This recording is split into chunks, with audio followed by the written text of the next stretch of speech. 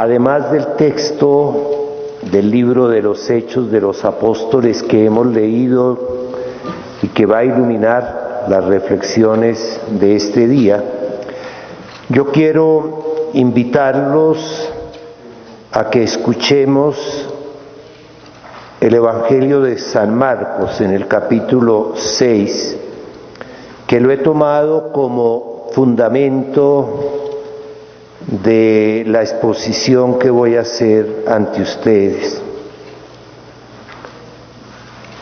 Dice así la palabra de Dios.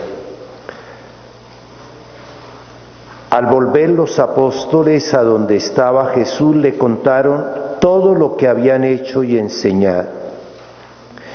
Jesús les dijo: vámonos aparte a un lugar retirado y descansarán un poco, porque eran tantos los que iban y venían que no les quedaba tiempo ni para comer.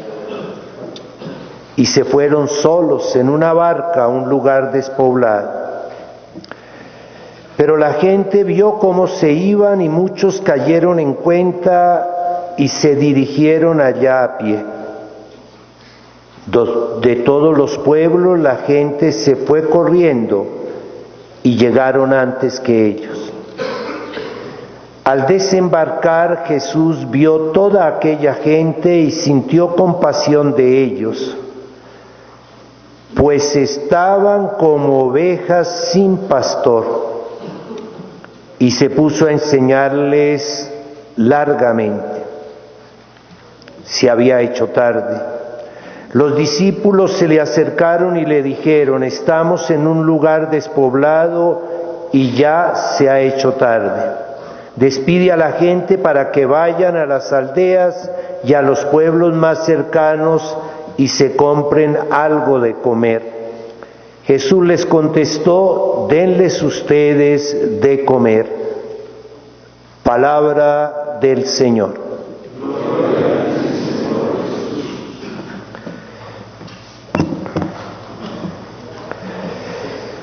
Como lo ha dicho el señor cardenal, el tema que vamos a tratar es el tema de la acción pastoral en una iglesia renovada, como introducción general a las dimensiones eclesiales de la acción pastoral que serán tratadas en este día.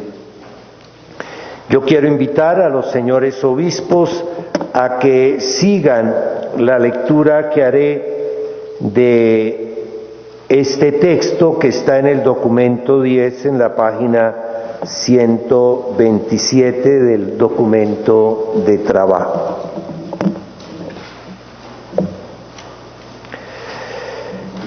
El gozo del Evangelio.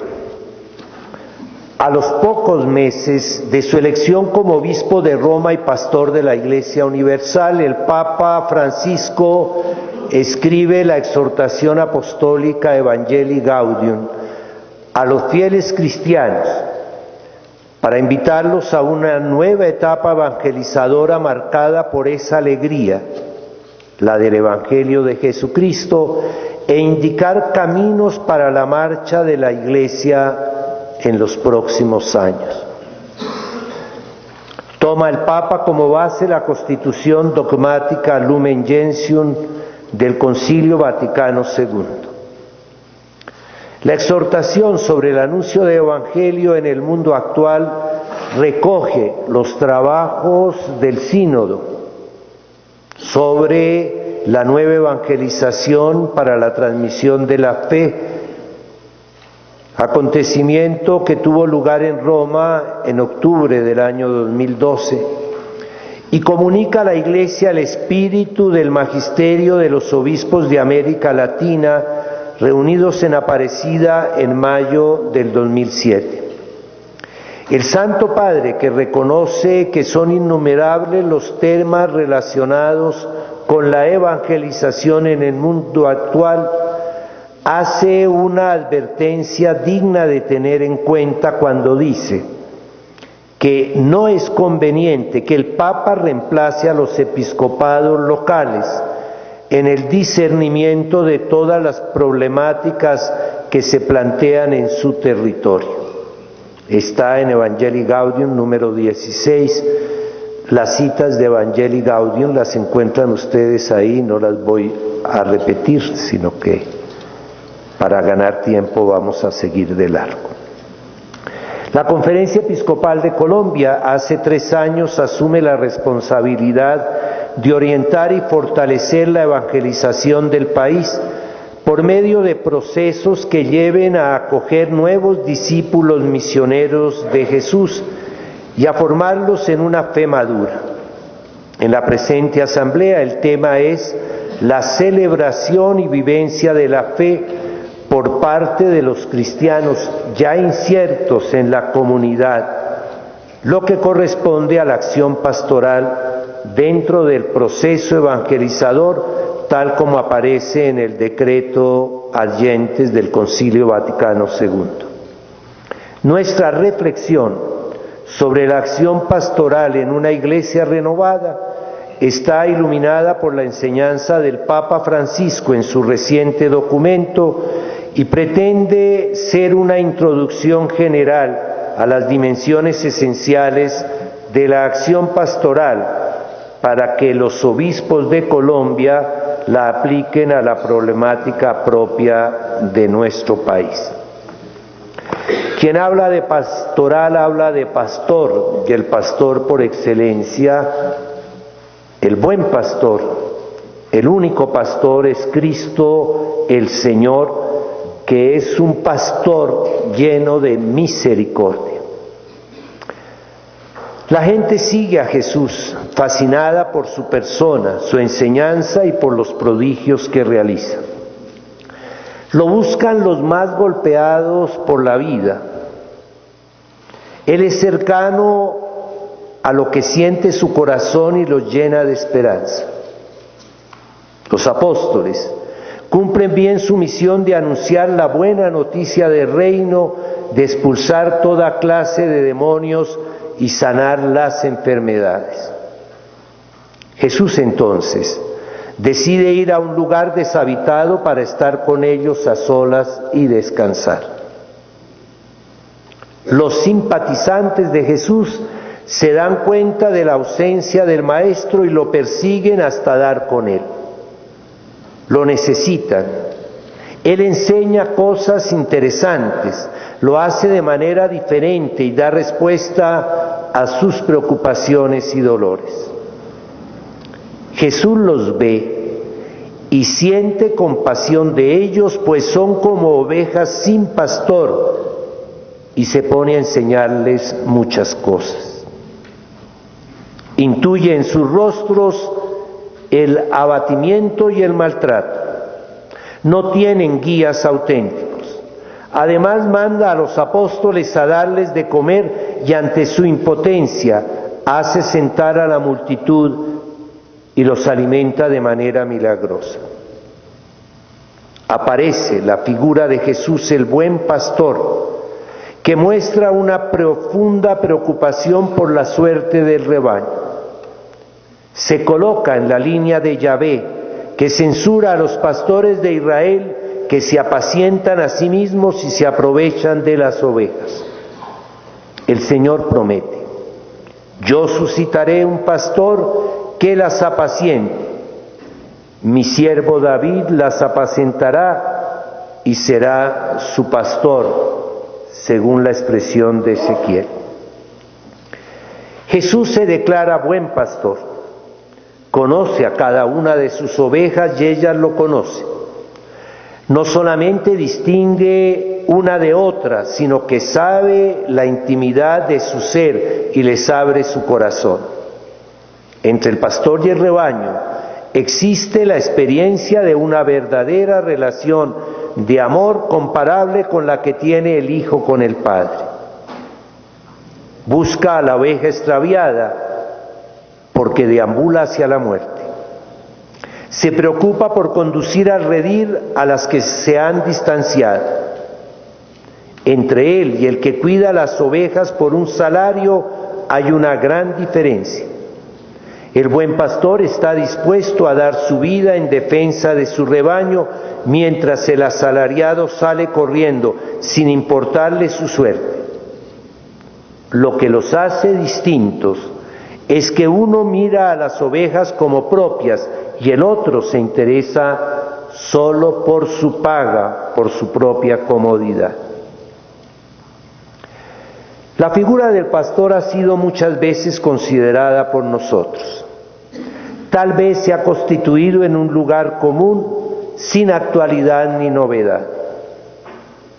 Vale la pena mirar hoy otra vez a Jesús para que nuestro corazón y proceder se vayan identificando cada día más con sus sentimientos. Somos pastores del rebaño del Señor en el momento presente de la historia de la Iglesia. El pastor ama hasta dar la vida. Jesús vuelve realidad este propósito en el madero de la cruz. Esta donación se actualiza cada vez que se celebra la Eucaristía y que un pastor se desgasta o pierde su vida por el rebaño a él confiado. Jesús pastor tiene entrañas de misericordia. Ama con el amor misericordioso del Padre, que es bueno con los ingratos y los malos. Le importan sus ovejas y lo que pasa con ellas. No pasa de largo ante la miseria humana, se detiene a dar auxilio inmediato y se hace cargo de sacar adelante al miserable. Se hace humano para acercarse a nuestra pobre realidad, para rescatarnos, restaurar los daños que el pecado causa en la persona y en la sociedad y para sanarnos y recrearnos. Jesús es el profeta ungido por el Espíritu del Señor que anuncia la buena nueva a los pobres, venda los corazones rotos, pregona a los cautivos la libertad y consuela a los que lloran. Pedro da testimonio que Jesucristo pasó haciendo el bien y curando a los oprimidos por el demonio, porque Dios estaba con él. La realidad de tantos hombres y mujeres que en el mundo vagan como ovejas sin pastor interroga a los pastores de hoy, como sucedió en los tiempos del profeta Ezequiel. Los interroga sobre la compasión y preocupación por atender no solo a las ovejas sanas, sino especialmente a las descarriadas, que no encuentran camino para su felicidad o se muestran renuentes a ver y a seguir la sendera de la vida verdadera. Jesús, el gran pastor de las ovejas, sigue preocupado personalmente por su rebaño, porque le duele la situación. Ustedes son mis ovejas, las ovejas que yo apaciento, dice Ezequiel, y yo soy su Dios, oráculo del Señor. Después de Jesús está la acción de la Iglesia, acción pastoral también llena de misericordia. Jesucristo está vivo. El buen pastor sigue cuidando sus ovejas a través de la historia y por medio de su iglesia. La iglesia contemporánea es enviada por Jesús y su respuesta fiel es la acción pastoral. Esta obra de la iglesia, por ser de Cristo, nace de la iniciativa de Dios. Es una iglesia que tiene olor a oveja porque tiene misericordia y se pone de rodillas ante los demás para alabarlos. Es una iglesia que acompaña a la humanidad en todos sus procesos, por más duros y prolongados que sean. Sabe de esperas largas y de aguante apostólico. No pierde la paz por la cizaña, ni busca llenarse de enemigos. Piensa en la fecundidad, sabe dar la vida hasta el martirio y sabe festejar, celebra cada paso adelante en su acción evangelizadora. La acción pastoral de la Iglesia se hace en nombre del Dios que nos ha amado primero con entrañas de misericordia. Si la característica fundamental del buen pastor es la misericordia, también a la Iglesia se le invita no a la condenación y a la distancia para quedarse solo con los buenos, sino a la cercanía misericordiosa del pobre, del enfermo, del pecador, del excluido. Lo que nos tiene que preocupar en conciencia es que tantos hermanos nuestros vivan sin la fuerza, la luz y el consuelo de la amistad con Jesucristo, sin una comunidad de fe que los contenga, sin un horizonte de sentido y de vida. Si no nos duele el estado de postración de nuestras gentes y ese dolor no nos lleva a la acción en beneficio de ellos con la convicción de que tenemos una respuesta efectiva, nos mantenemos impasibles, distraídos en el culto y en la administración, mientras todo se arruina a nuestro alrededor. Sin misericordia no hay acción pastoral y todo cae en un gris pragmatismo que desgasta la fe y degenera en mezquindad. El Papa Francisco señala las diversas ubicaciones del obispo pastor con su responsabilidad con el rebaño. A veces está delante para indicar el camino y cuidar la esperanza del pueblo. Otras veces estará en medio, cercano a todos de manera sencilla y misericordiosa. Y también en ocasiones caminará detrás para ayudar a los rezagados, y por algo que es muy importante, y porque el rebaño tiene olfato para encontrar nuevos caminos. Esa acción pastoral de la Iglesia es una acción que no se puede dispersar. Es una acción pastoral que tiene que ser integral e integradora. La labor de la Iglesia que cuida las ovejas de Jesús y en nombre de Jesús debe ser una acción integral que llega a todos los hombres y mujeres, responde a las necesidades de toda la persona, enseña todo lo que recibe de Cristo e involucra a todos los fieles. La acción pastoral es de la Iglesia toda. El Evangelio tiene un criterio de totalidad que le es inherente. No termina de ser buena noticia hasta que no es anunciado a todos, hasta que no fecunda y sana todas las dimensiones del hombre y hasta que no integra a todos los hombres en la mesa del reino. El todo es superior a la parte. Los obispos con su presbiterio puestos a la cabeza del servicio eclesial no pueden apropiarse de manera exclusiva la responsabilidad y privar a los laicos y religiosos de su compromiso evangelizador. Se han de suscitar comunidades de fieles que, viviendo conforme a la vocación con que han sido llamados, ejerciten las funciones que Dios les ha confiado, sacerdotal, profética y real. Los laicos que viven en medio del mundo llenos del Espíritu Santo animan desde dentro, a modo de fermento, las realidades temporales y las ordenan según Cristo. Ayer nos hicieron una presentación muy completa sobre los movimientos laicales. Tenemos que darle a los laicos el protagonismo en la labor pastoral y misionera de la Iglesia. El ejemplo no es bueno, pero si nosotros miramos las experiencias de las iglesias evangélicas y pentecostales, nos damos cuenta de que los evangelizadores, los promotores, los proselitistas son los fieles. Los pastores se quedan atrás y dijéramos que envían a los fieles para que ellos sean los que estén acompañando, convenciendo y acercándose a la gente. Los religiosos y religiosas, con su oración y su trabajo, siembran y consolidan en las almas el reino de Dios.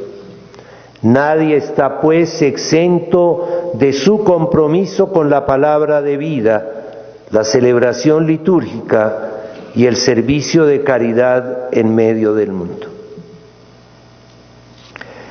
La mente humana, de cara a la acción, hace distinciones que requieren ser integradas en la unidad de un solo acontecimiento. Una pastoral dividida, sin sentido de integralidad, corre el riesgo de perder la unidad del ser humano y de la sociedad. Un solo Señor, una sola fe, un solo bautismo y un solo Espíritu. La Iglesia habla de dimensiones, de funciones, de pastorales especializadas.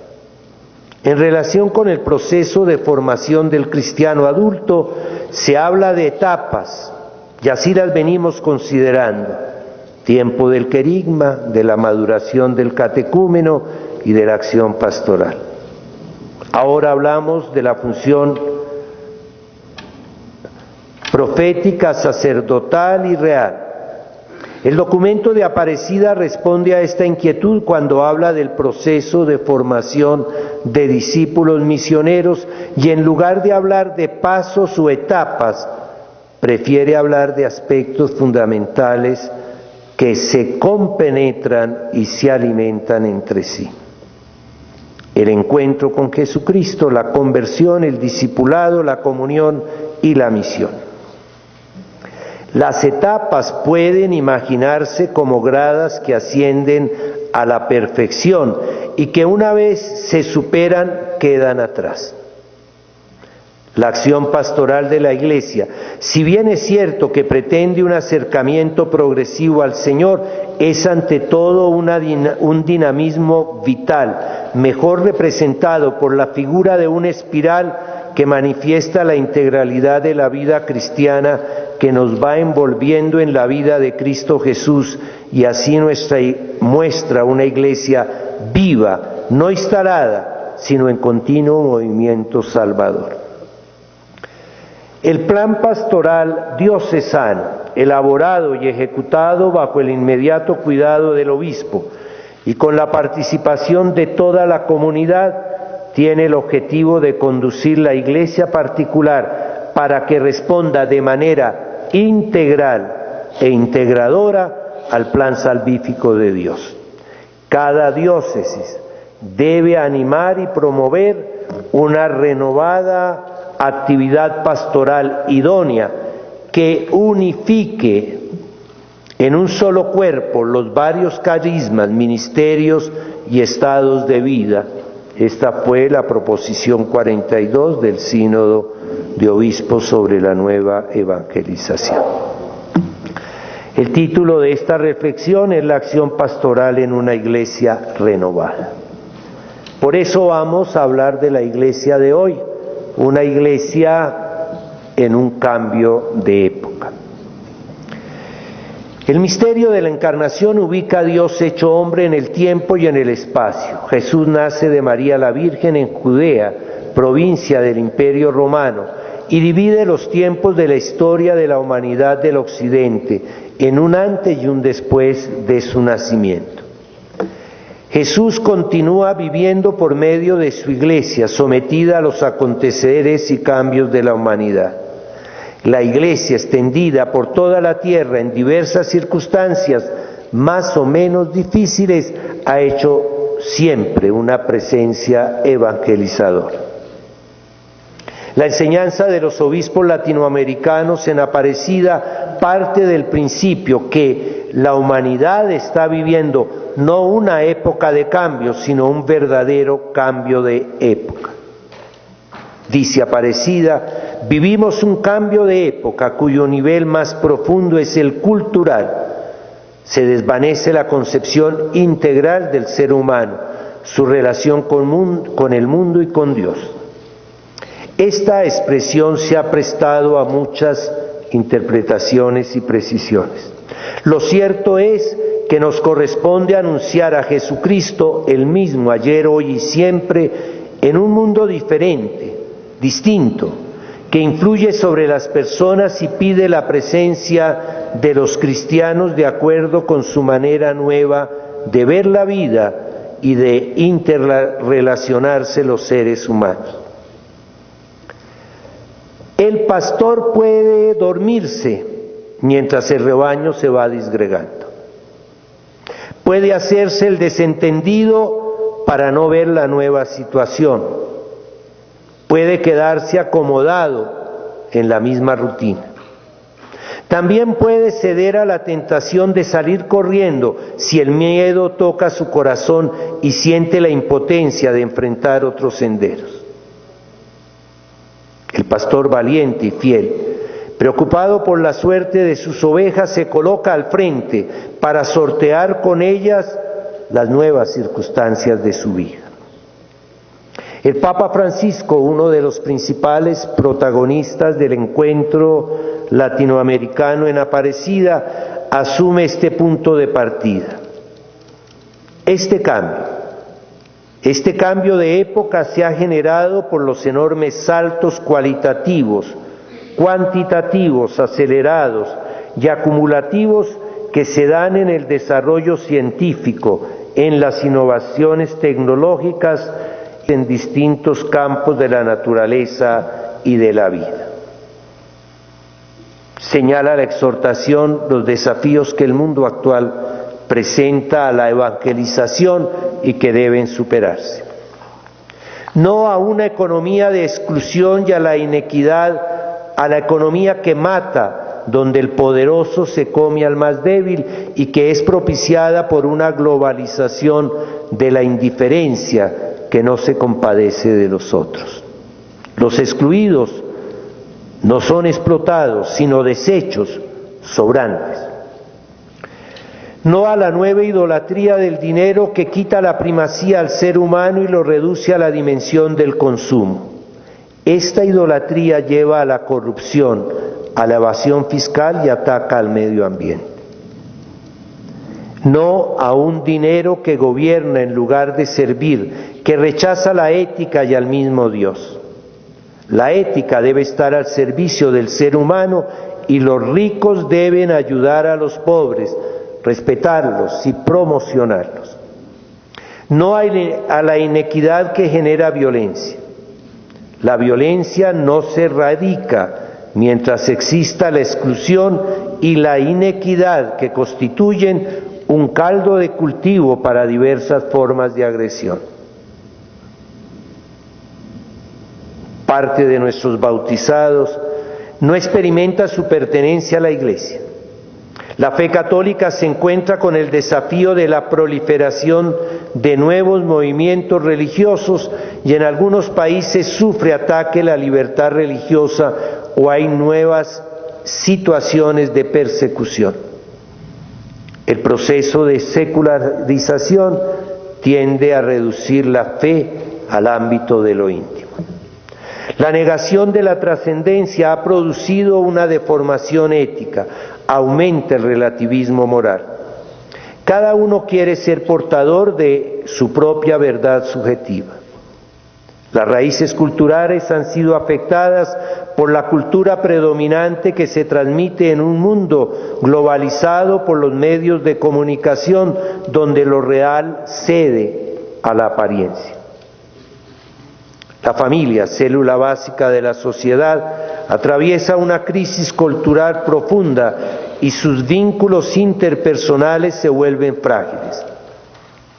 La cultura urbana nos desafía a descubrir a Dios en la ciudad, porque Jesús quiere derramar en las ciudades vida en abundancia y dar remedio a los males urbanos. Esa iglesia de hoy, de época de cambio, es una iglesia renovada con sentido claro de la misión. La iglesia renovada en la misión. La iglesia de Jesús es la iglesia del Espíritu de Dios que tiene el poder creador, renovador, transformador. La promesa del Señor es una realidad. No estamos solos porque nos ha sido dado el Santo Espíritu que recrea, rejuvenece y da el ardor para responder a los retos del mundo y llevar el mensaje salvador. Los apóstoles, llenos del Espíritu, salen al mundo a dar la noticia salvadora de Jesús, muerto y resucitado por nuestro bien. Estos tiempos nuevos son los tiempos del Espíritu de un renovado Pentecostés. Juan 23 quiere que la Iglesia abra sus ventanas para que entre el viento del Espíritu y la Iglesia descubra los signos de los tiempos y enfrente los cambios múltiples y rápidos de la humanidad. Esta reciente apertura al cambio tiene su inicio hace 50 años con el Concilio Vaticano II. No ha sido fácil para toda la Iglesia aceptar los cambios. Los pontífices recientes la han animado a no tener miedo, más aún a experimentar el gozo de llevar el Evangelio al hombre de hoy. El Espíritu sigue creando. Una Iglesia renovada se deja encontrar por Jesús. Dios no se cansa, dice el Papa Francisco, nunca de perdonar. Somos nosotros los que nos cansamos de acudir a su misericordia. La propuesta cristiana nunca envejece.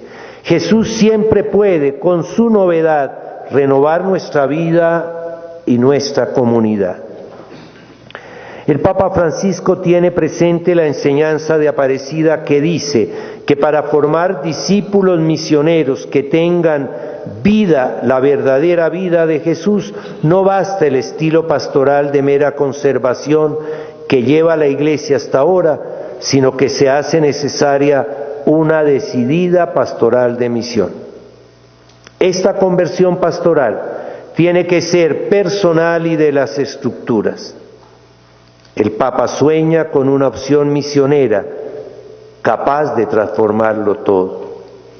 Constituyámonos en todas las regiones de la tierra en un estado permanente de misión. Las estructuras han de volverse más misioneras, que la pastoral ordinaria en todas sus instancias sea más expansiva y abierta, que coloque a los agentes pastorales en constante actitud de salida y favorezca así la respuesta positiva de todos aquellos a quienes Jesús convoca a su amistad. Una Iglesia renovada tiene presente el mandato de Jesús expresado en el Evangelio de San Mateo: vayan y hagan discípulos a todos los pueblos, bautícenles y enséñeles a poner por obra todo lo que les he enseñado. La tarea primordial de la Iglesia es la actividad misionera, que es hoy en día el mayor desafío para la Iglesia. La salida misionera es el paradigma de toda la obra de la Iglesia. Salida misionera que nos saca de la comodidad y que es impostergable. Hay que ir a anunciar el Evangelio a todos, en todos los lugares, en todas las ocasiones, sin demoras, sin asco y sin miedo. La Iglesia en salida es la comunidad de los discípulos misioneros que primerean y siguen el ejemplo del Señor, quien ha tomado la iniciativa de su amor. Una Iglesia misionera tiene que abolir el siempre se ha hecho así y llenarse de audacia y creatividad. Si la figura del pastor ilustra a una Iglesia en acción de cuidar a las ovejas, la figura del pescador muestra a una Iglesia misionera que rema mar adentro y pesca las almas para que tengan vida en Jesús. Con esta imagen lanza el Papa Juan Pablo II a la Iglesia al nuevo milenio: echar las redes para que Cristo sea conocido, amado e imitado. El Papa Francisco invita a correr riesgos en la misión. Prefiero una iglesia accidentada, herida y manchada por salir a la calle, antes que una iglesia enferma por el encierro y la comodidad de aferrarse a las propias seguridades. Nueva etapa evangelizadora. La Iglesia, a través de la historia, cumple la voluntad de Jesús de ir al mundo a llevar la buena nueva. En esta época hace una nueva salida misionera, que desde el Papa Juan Pablo II se conoce como la nueva evangelización, que requiere un nuevo ardor para anunciar a Cristo, la audacia y creatividad del Espíritu del Señor. Jesús es el primero y más grande evangelizador, y Él, con la fuerza de su Espíritu, es respuesta salvadora para la humanidad de todas las épocas. La nueva evangelización es el anuncio renovado que ofrece a los creyentes, también a los tibios y no practicantes, una nueva alegría en la fe y una fecundidad evangelizadora. Los padres sinodales definieron la nueva evangelización como un tiempo de despertar, un avivamiento, como un tiempo de un entusiasmo renovado, confirmación y de un nuevo testimonio de que Jesucristo es el centro de nuestra fe y de nuestro diario vivir. Por ello se invita a cada miembro de la Iglesia a una renovación de la fe y a un esfuerzo real por compartirla.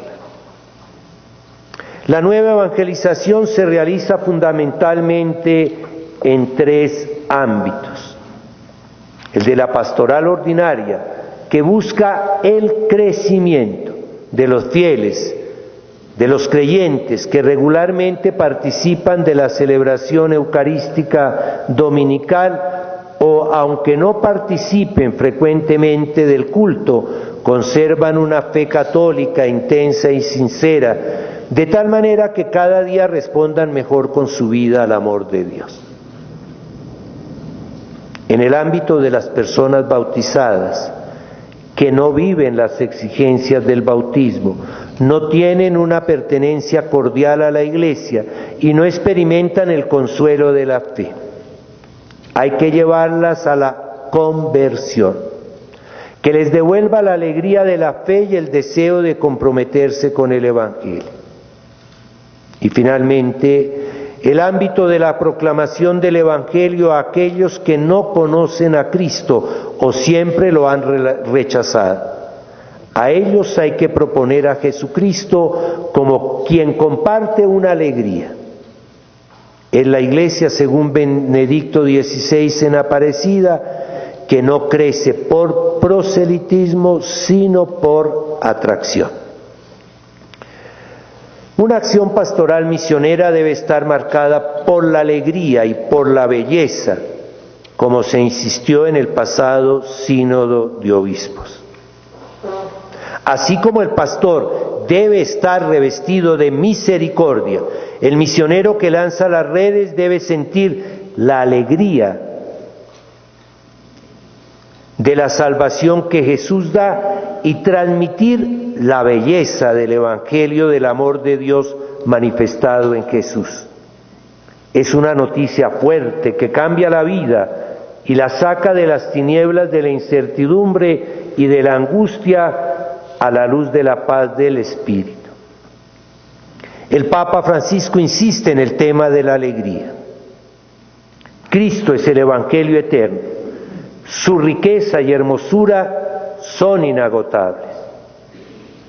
Advierte que encerramos a Jesús en esquemas aburridos y que los creyentes, como el mundo, corren el riesgo cierto de vivir una tristeza individualista que brota de un corazón cómodo y avaro.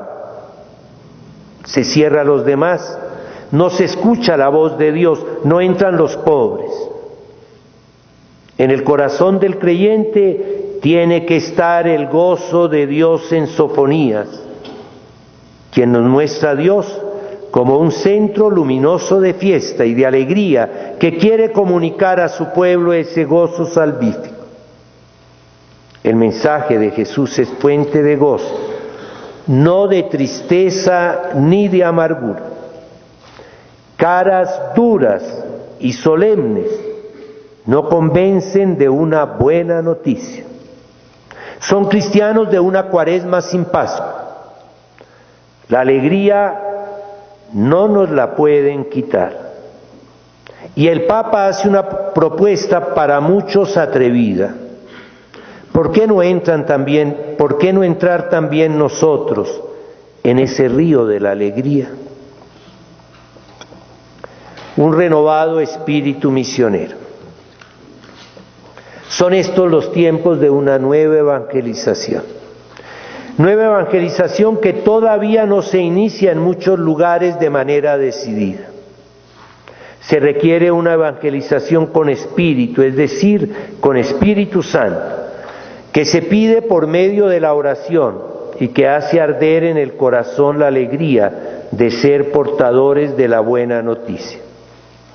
La acción de la Iglesia tiene como pulmón una actitud de profunda oración. Hoy no es más difícil evangelizar, es distinto. La evangelización tiene como fundamento la propia experiencia personal de la salvación. Y esto vale la pena reflexionarlo con nuestros presbíteros.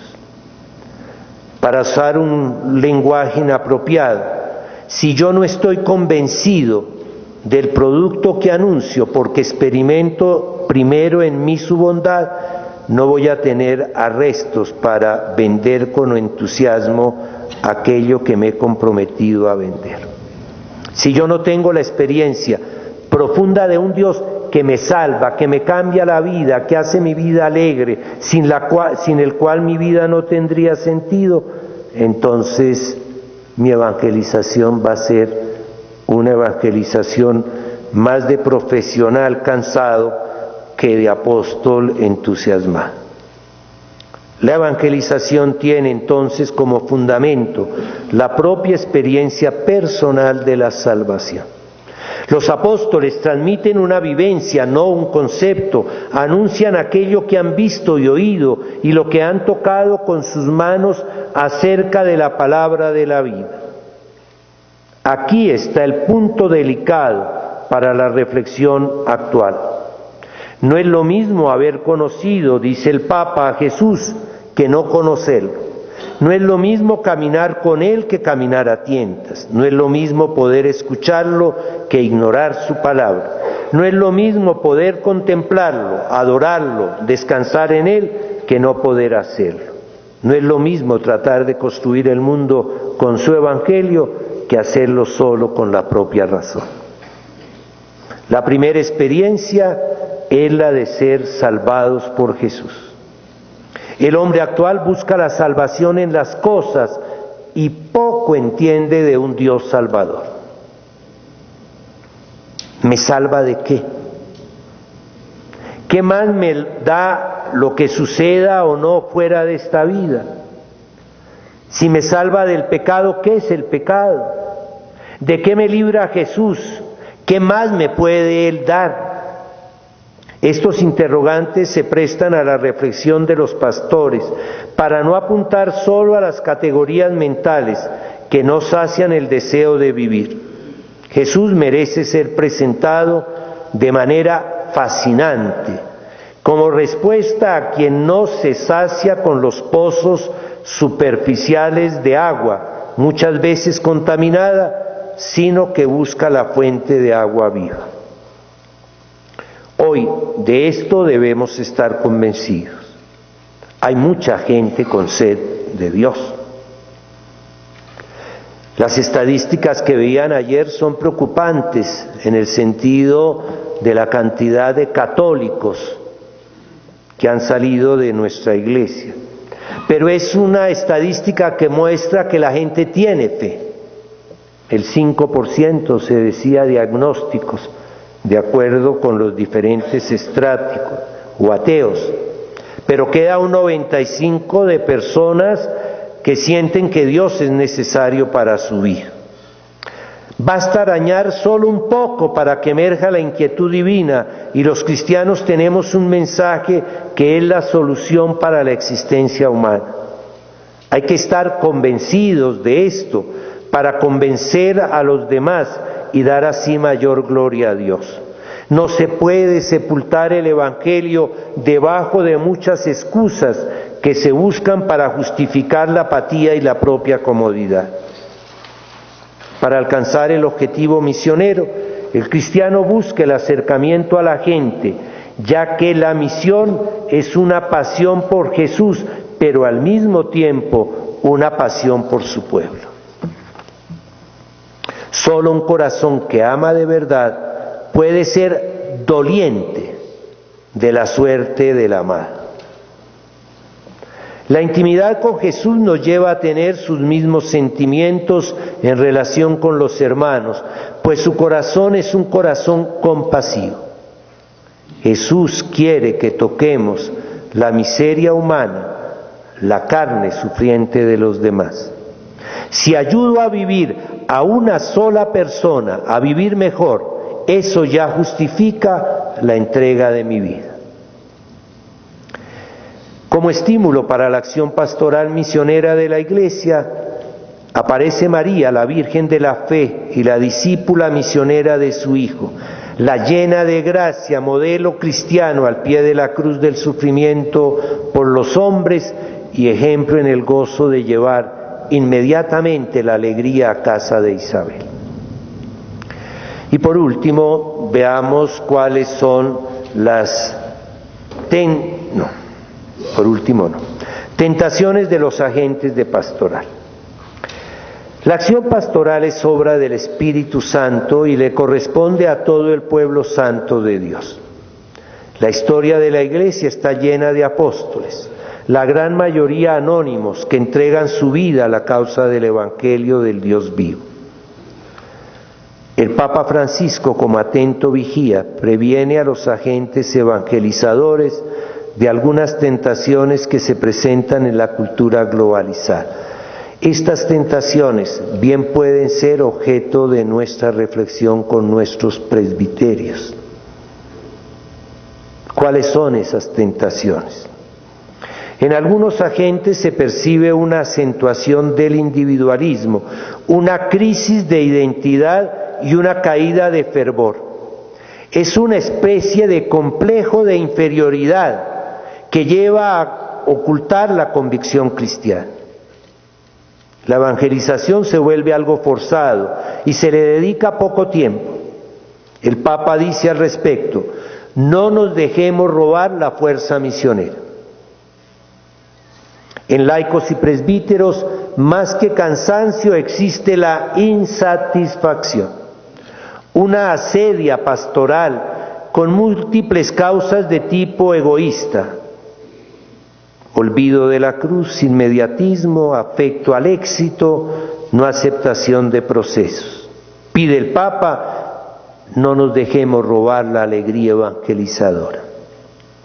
Otra tentación: no hay que creer en profetas de calamidades con cara de vinagre, quejosos y desencantados. El cristiano se muestra fuerte frente al pesimismo de tantos males y desgracias. El Señor repite lo que dijo a Pablo: te basta mi gracia, porque mi fuerza se muestra en la debilidad. Por eso concluye el Papa: no nos dejemos robar la esperanza. Lo religioso no puede dar lugar al aislamiento o a un individualismo enfermizo. Dios nos compromete al mismo tiempo con los otros. El Evangelio nos invita siempre a correr el riesgo del encuentro con el rostro del otro. Por eso el cristiano ha de dar un sí a las nuevas relaciones que genera Jesucristo, cuyo rostro hemos de descubrir en los demás. No nos dejemos robar, dice el Papa, la comunidad. Un pastor metido dentro de su propio individualismo encierra la fe en el subjetivismo y termina en la búsqueda de la gloria humana y del bienestar personal y bloquea el dinamismo evangelizador. Su espíritu es más del mundo que del Evangelio.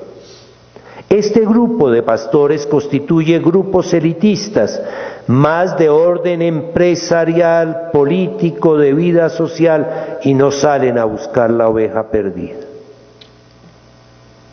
Lo dice el obispo castrense, no lo dice el Papa. Son generales derrotados y no soldados que luchan.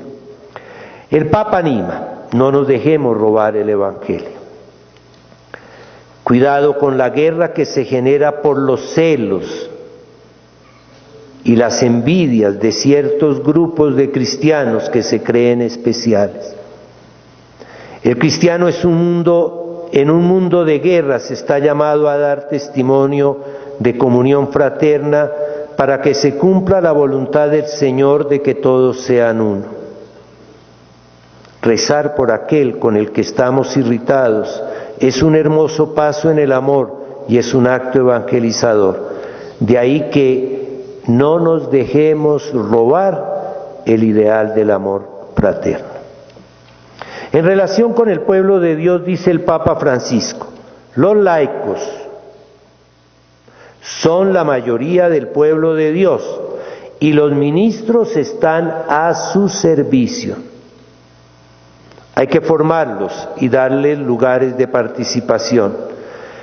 En la Iglesia y en la sociedad se han de ampliar los espacios para que la presencia de la mujer sea más incisiva en la toma de decisiones.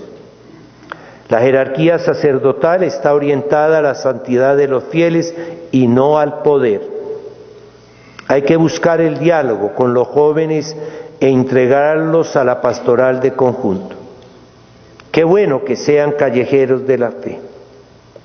Entre mayor sea el fervor de las comunidades, mayor será el número de vocaciones sacerdotales.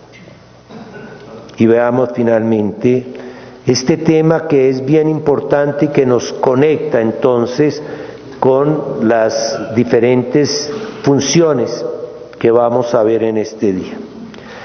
Dimensiones esenciales de la acción pastoral. Cristo, buen pastor, realiza su obra salvadora por medio de su iglesia presente en la historia. Él es profeta que anuncia y testimonia el amor de Dios. Él es sacerdote que se ofrece como víctima para nuestra redención. Él es pastor que congrega al rebaño y se preocupa por los que más sufren o están en la periferia. Estas son las dimensiones fundamentales de la acción de la Iglesia, cada una con su finalidad específica, pero no independiente de las demás. Todas están íntimamente relacionadas de tal manera que una no se entiende sin las otras.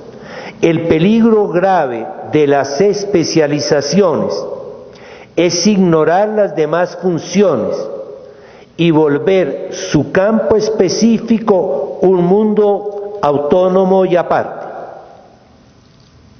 La especialización ofrece atención y profundización, pero conlleva el riesgo de la integración con el todo. Las funciones, como los ministerios, están al servicio del bien integral.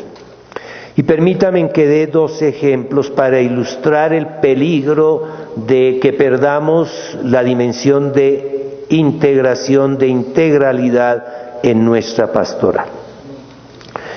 A un tío mío lo operaron de un aneurisma estomacal y salió el cirujano feliz de que había hecho una magnífica intervención.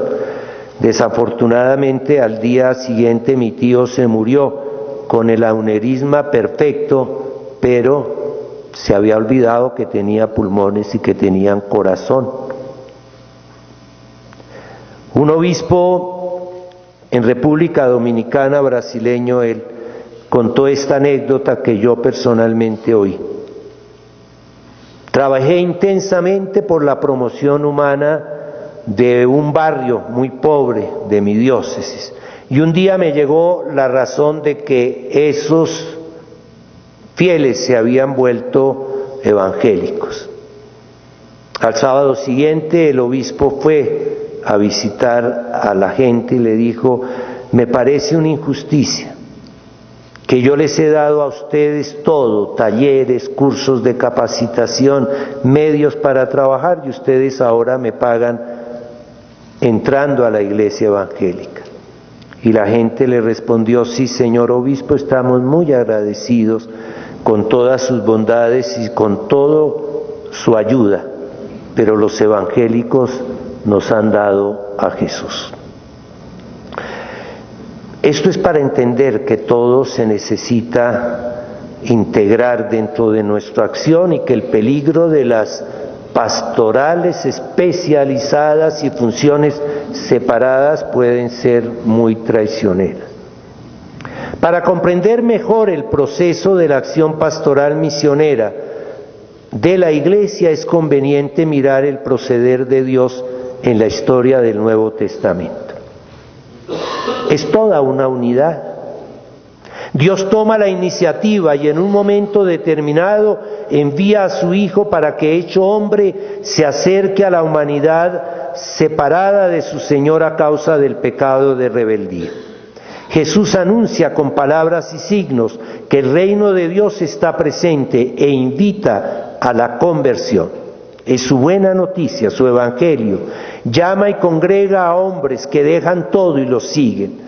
Él les promete que serán pescadores de hombres. Los apóstoles viven en comunidad con su maestro y aprenden en su escuela las enseñanzas centradas en el amor y muchas veces se muestran desconcertados. Conviven continuamente con Jesús y son por tanto testigos de su persona, de sus palabras y hechos. El gran acontecimiento es la pasión, muerte y resurrección de su Maestro. El Señor resucitado los envía a todos los pueblos a hacer discípulos, a bautizarlos y a enseñarles lo que Él ha mandado. Llenos del Espíritu Santo comienzan en Pentecostés su misión de proclamar las maravillas de Dios. Pedro habla de Jesús crucificado y muerto por los impíos y resucitado por Dios y confiesa que él y sus 11 compañeros son testigos de esto. Dios ha constituido, y este es el querigma, Dios ha constituido Señor y Mesías a este Jesús que ustedes crucificaron. Viene la pregunta de los oyentes: ¿qué tenemos que hacer? Pedro responde: conviértanse y bautícense para que puedan ser perdonados sus pecados. Los bautizados viven unidos, escuchan la enseñanza de los apóstoles, participan de la fracción del pan y la oración, viven unidos y todo lo tienen en común, ganan el aprecio de todo el pueblo y crece el número de los creyentes. El deseo de compartir esta alegría y la persecución hacen que por la acción de los apóstoles y de los nuevos cristianos la buena noticia llegue a judíos y gentiles. Se forman entonces comunidades atendidas por los apóstoles que eligen ministros para la atención de los fieles. Una comunidad formada por Jesús y enviada por Él, con el poder del Espíritu Santo, hace que la fe se extienda por el imperio. La actual acción pastoral debe tener en cuenta este proceso misionero. Los cristianos maduros, formados en las diócesis, parroquias y pequeñas comunidades, salen a anunciar con ardor y convicción el Evangelio del Reino a sus hermanos, cercanos o distantes. Acción querigmática. Su estilo de vida, alegría, unidad y paz significan que lo que dicen es verdad y vida, martirio. Quienes se inquietan por Jesús muerto y resucitado son invitados a acogerlo de corazón, a cambiar su vida y dejar lo que aparta de Dios y aceptar a Jesús y su enseñanza. Esa es la conversión. Y optan entonces por ser cristianos, entrar al discipulado y se unen a otros para profundizar en la palabra y viene la coinonía, la comunidad, y comparten las enseñanzas de la Iglesia en la catequesis, oran y celebran la Eucaristía y demás sacramentos en la liturgia y se preocupan por cumplir el mandato del amor, prestando ayuda efectiva a los más pobres y marginados, diaconía. Son llamados a ejercer ministerios en favor del fortalecimiento de su comunidad parroquial o diocesana y a dar testimonio de un nuevo estilo de vida en su vida familiar, social y profesional, para que muchos más crean y se vaya estableciendo el reino de Dios en el mundo. Hacen nuevos discípulos. A su vez, hacen nuevos discípulos que sigan el mismo proceso para la gloria de Dios y el fortalecimiento de la Iglesia, y esta es la misión. De esta manera se integran las funciones de la palabra, querigma, la función de la liturgia, liturgia, la función del servicio, diaconía, la función de comunión, coinonía, y la función del testimonio, martirio. En la acción pastoral misionera, la Iglesia y sus agentes viven así en un permanente proceso de evangelización que nunca termina. Estamos en los tiempos de una nueva evangelización. La Iglesia existe para evangelizar, esa es su identidad más profunda. Toda la evangelización está fundada sobre la palabra de Dios, escuchada, meditada, vivida, celebrada y testimonial. Que Dios nos ayude a ser fieles a la misión como pastores que sienten compasión con Jesús, porque hay ovejas que andan sin pastor.